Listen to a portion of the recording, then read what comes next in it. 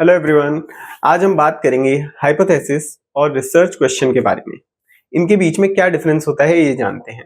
Research aptitude का एक बहुत इंपॉर्टेंट टॉपिक है। सबसे पहले समझिए रिसर्च क्वेश्चन क्या होता है। रिसर्च क्वेश्चन एक क्लियर और फोकस्ड क्वेश्चन होता है जो रिसर्च को डायरेक्शन देता है और ये बताता है कि रिसर्चर क्या जानना चाहता है। एग्जाम्पल के लिए ऑनलाइन लर्निंग का स्टूडेंट्स के एकेडमिक परफॉर्मेंस पर क्या प्रभाव पड़ता है, ये एक रिसर्च क्वेश्चन है। अब समझते हैं हाइपोथेसिस। हाइपोथेसिस एक टेंटेटिव स्टेटमेंट या प्रिडिक्शन होता है जो रिसर्च क्वेश्चन का पॉसिबल आंसर होता है और जिसे डेटा के थ्रू टेस्ट किया जाता है कि ये आंसर सही है या गलत है। जैसे ऑनलाइन लर्निंग स्टूडेंट्स के एकेडमिक परफॉर्मेंस को इंप्रूव करता है, ये एक हाइपोथेसिस है। अब हम इसे टेस्ट करेंगे और जानेंगे कि ये सही है या गलत है। अब डिफरेंस को सिंपल शब्दों में समझिए। रिसर्च क्वेश्चन एक सवाल होता है, हाइपोथेसिस उस सवाल का टेस्टेबल आंसर होता है।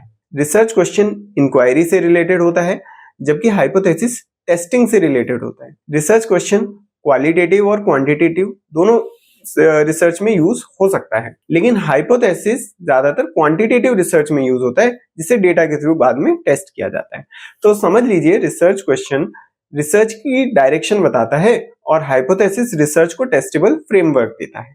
तो आई होप ये कॉन्सेप्ट आपको समझ आया होगा। तो इस वीडियो को लाइक और शेयर करना ना भूलें और यूजीसी नेट पेपर 1 के ऐसे ही इंपॉर्टेंट कॉन्सेप्ट्स को आसानी से समझने के लिए चैनल को सब्सक्राइब जरूर करें। और अगर आप मुझसे फुल कोर्स की सिस्टमैटिक तैयारी करना चाहते हैं तो MS स्टडी गुरु ऐप को डाउनलोड कीजिए।